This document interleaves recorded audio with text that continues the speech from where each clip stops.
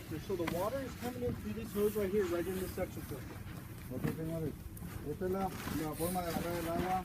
Este es el filtro. Esta es la manguera con la que agarramos el agua. Para poder agarrarla para la pompa. You guys are, most of it are all being nursed. So I know all this, most of the materials coming in are clean. But this filter should be checked between loads, daily.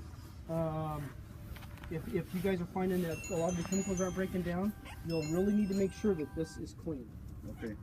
Este filtro es lo que vamos a mantener toda la suciedad aquí. Necesitamos estar seguros que lo estemos limpiando como se va necesitando, tal vez cada viaje o como se necesite, pero sí tratamos de mantener este filtro siempre limpio. This valve right here is only a throttling valve. It'll only go quarter turn. It will not shut all the way off. This is made, that pump is a 100-gallon-a-minute pump. This will restrict that flow to that pump in half. So if they're doing a really low volume, that's something I don't think anybody will need to mess with. It'll stay open all the time. Okay. Esta válvula es la que permite que agarre la presión, que agarre la agua a la pompa. So, necesitamos siempre tenerla abierta para que la pompa tenga bastante agua. And they should never have to worry about that. They should always just leave it on. No tienen que preocuparse por eso, solamente tenerla abierta. Inline filters, one on each side for each boom on each side. These need to be cleaned daily also, or in between loads. It just depends on what your mix is, okay? Depende de qué es lo que estemos aplicando, pero este filtro es para el boom de este lado y aquel filtro es para el boom de aquel lado, so tenemos que mantenerlos limpios. What they'll also too is there's O-rings on them. I recommend when they clean them to put a little bit of lube on the O-ring. There's an O-ring right here. They want to make sure that they don't lose that. Okay. Por aquí tenemos unos empaques. Necesitamos estar seguros de no perderlos. Poner atención a no ir a And that's, perderlos. you know, they'll want to make sure they clean that. Okay, y si miran está bastante sucio, necesitamos estar seguros de que esté limpiando. They'll want to rinse them out, make sure they're totally clean where they're not plugged up. Okay. I'll leave this loose for right now. I'll fix this in just a second. This is actually a gate valve, a regulating valve to adjust pressure. That's only going to be adjusted depending on what Craig and then determine what pressure they need to run at for the calibration. Okay. Esta es la válvula para agarrar la presión, dependiendo qué presión les diga Craig. Esta es la válvula con la que vamos a hacer como para agarrar la presión. When they're mixing, depending on what your system is and what you guys are doing, this is just a bypass valve, which pushes water right back into the basket. Okay. So the water goes through the bypass valve into the basket. If you guys are mixing chemicals or anything in the basket, that will just let you get some flow or water down in there to break the chemicals down. Okay. Depende de qué sistema estemos haciendo para mixtear. Este es un bypass que si ponemos materiales para mixtear adentro de la canasta tenemos que tener siempre agua o tenemos que tener esta abierta para que se esté disolviendo y mixteando. Yeah, we won't ever mix directly into the tank. Okay. When you guys get ready to go though, this needs to be closed. Okay. If you need to adjust pressure, you can adjust pressure right here. Okay. And the reason why I want you to adjust pressure here is I don't want you dumping water back over the basket and aerating the water. Okay. Cuando estemos trabajando, ya que estemos listos para irnos, esta válvula tendrá que estar cerrada todo el tiempo y la usamos, el bypass va a ser pero esto siempre va a estar cerrado. That's the regulator valve? That's a regulating valve, and what that does, it actually goes to the bottom of the tank, so that way we're not getting more aerated water. Okay. Electric valve. Controller inside. Electric valve. If something ever happens, these are manual. Manual. Okay. Only if something goes sideways on it. Okay, it's just a little bit of a safety. Okay. Estas válvulas son eléctricas y tenemos los controles adentro. Si algo está pasando, que no estén cerrando, que no estén abiertos, estas son manuales. En caso de emergencia, las podemos venir a cerrar o abrir. Pero solamente en dado caso de que el sistema eléctrico no esté funcionando. Okay. Let's all just go on this side now. I'm going to show you all the grease points on this machine.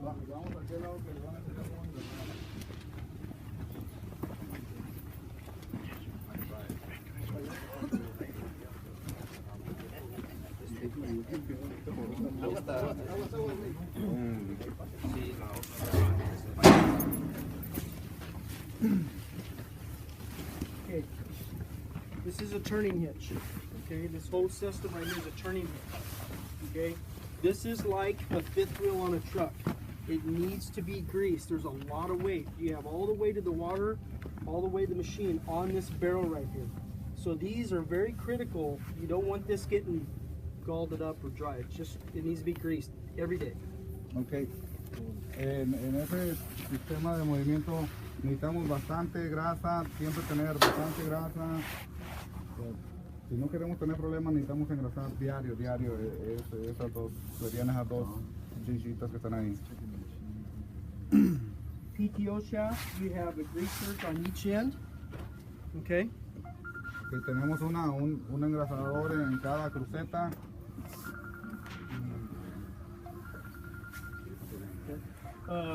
This shaft, if you take this and slide it back, okay, there's a greaser right in the center of this, okay, that greases the slip. I recommend doing that minimum every other day. You know what I mean? I don't want to make it too critical. I like to get it done every day, but if they can at least get it every other day, that would be good, because you guys have to remember about all the dirt getting on the shaft. So this needs to get greased daily. Okay, por aquí tenemos que engrasar a diario. Como miran, pues, qué pesado va a estar eso.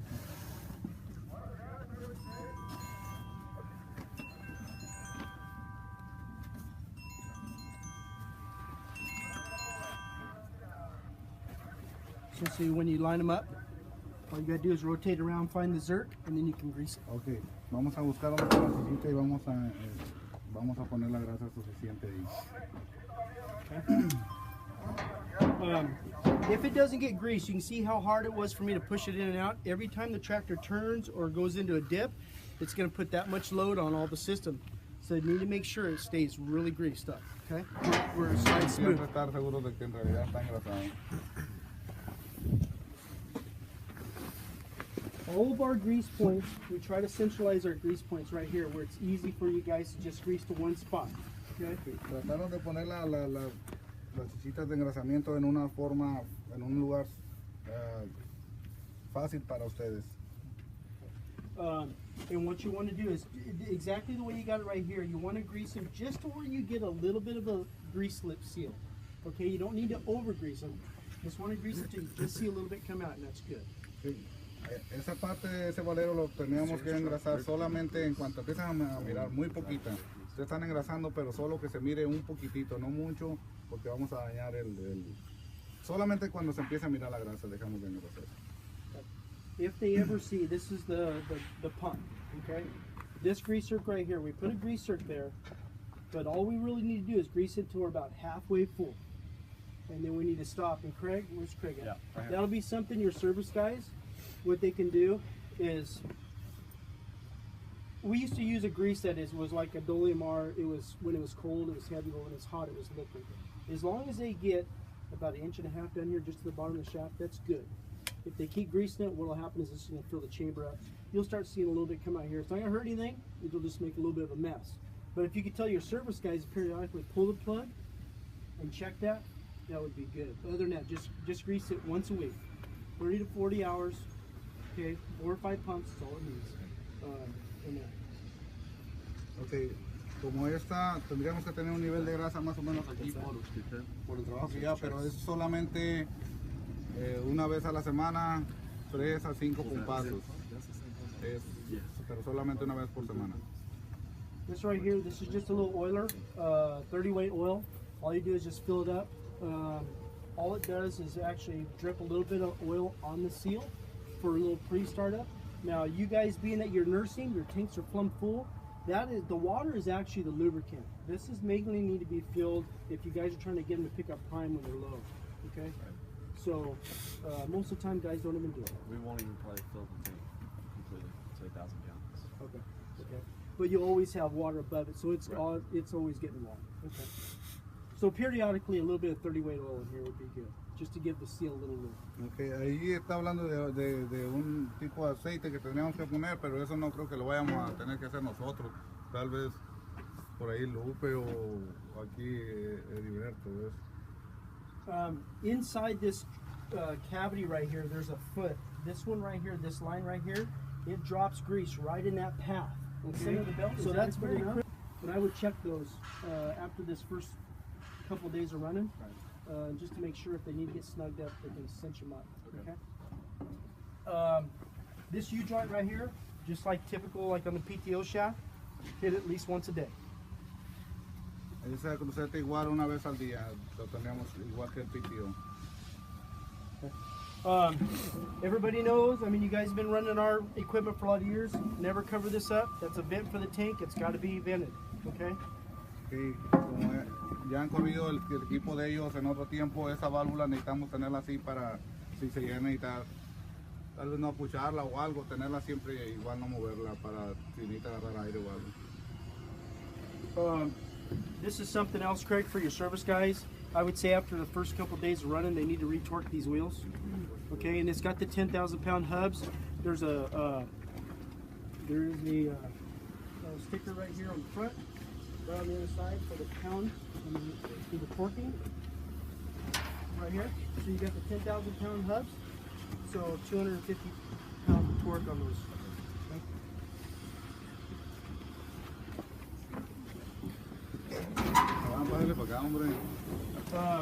Okay, so when you come back here, agitator belt, about a quarter deflection also. Okay, I would double check that after a good day of running. Okay, cuando vengamos aquí tenemos que estar seguros que esto esté funcionando y como una cuarta de pulgada, pero siempre que esté funcionando, esa es la que hace quitar lo que tenemos adentro. Grease circ right here. La grasera está por ahí, una vez al día. Okay. Gear oil. This is the level of the gear oil. This is two different sections. Son dos diferentes secciones que cada una lleva su nivel de aceite, o tendríamos que tener el nivel de aceite aquí en medio. That's the oil level for this side. This is the oil level for this side. Cada uno tiene su lente para estar mirando el nivel del aceite. Okay. There's a high and low sticker. So bottom of the handle back is low, bottom of the handle forward is high. Ok, tiene dos cambios esta transmisión. Si la parte de abajo está para atrás es lento y si la parte de abajo está para enfrente es alto. Son dos cambios diferentes. What gear you guys select is totally up to Craig, depending on how it's going through the field. Okay, if you're blowing all the way through in low range, you can leave them in low range. If you're struggling, then you need to kick them into high. Never engage the gearbox with the PTO turner. Always turned off. Okay. Nunca poner el cambio, tratar de cambiar el cambio de lento a alto con el PTO prendido. In some cases, you know, you have to rotate a little bit to get to go in. That's high range, low range. Para meter el cambio de la transmisión tendríamos que mover un poquito el abanico con la mano para que entre fácil el cambio.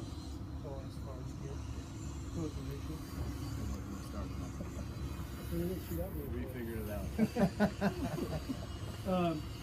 But yeah, on that, you need to make a decision. You know, like right now it's not forward, low range plug-in. So depending on the feature. Low, yeah, bottom of the handle, or you look at this pin drop, facing back at low range, bottom of the handle forward is high. Okay? This is, yes sir. How many times for next service on the gearbox? You know, you guys can do that annually. You know, once a year. You know, what I would recommend doing is pulling the, you know, you guys are gonna probably put on what, 700 hours of machine, you think? And it's just a straight gearbox. There's no synchros. There's nothing in it. I have a lot of guys that run them all season long and change them at the end of the season, and that's what I would do. I would just change the oil out at the end of the year, especially with the kind of hours you guys can be doing. So you'll recommend it every season? Yeah, and I would try to stay with the 85-140. Don't get too thin on your gear oil, because guys, remember, this gearbox has to pull gear oil from the bottom to the top shaft. The oil has to stay on the top shaft to feed the bearings. If you use too light, it can just boom, go right back, and it doesn't take it out to the bottom. Yeah, just an 85-140 or 90 wheels. Been doing it that way. That's your decision. If you guys, I mean, it's totally up to you. If you guys have good luck with the synthetics, then run the synthetics Sí, and sí, take pero some no, different no. stuff. Ese no me- Just also too, guys, remember this right here, a vent. You need to make sure you guys keep those vents clean. At the end of the season, like this one here, you see a little accumulation around. There's a little pinhole in it. That's it needs to make sure it vents out of oil out. Okay. Also too, on these bearings, these Type E's, just like the ones in the front, you want to grease them daily. Okay.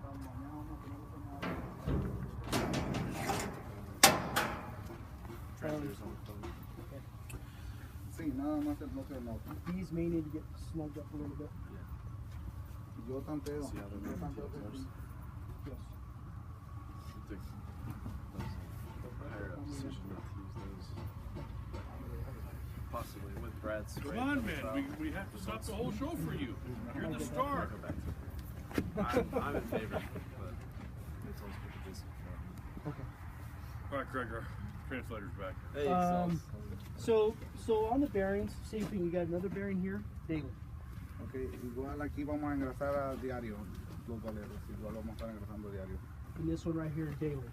Inside. Acá por este lado tenemos uno igual, un valero como el de enfrente igual. Nomás miramos que empiece a salir la pompa, que empiece a salir la grasa por el pito y paramos de hacerlo, pero eso a diario.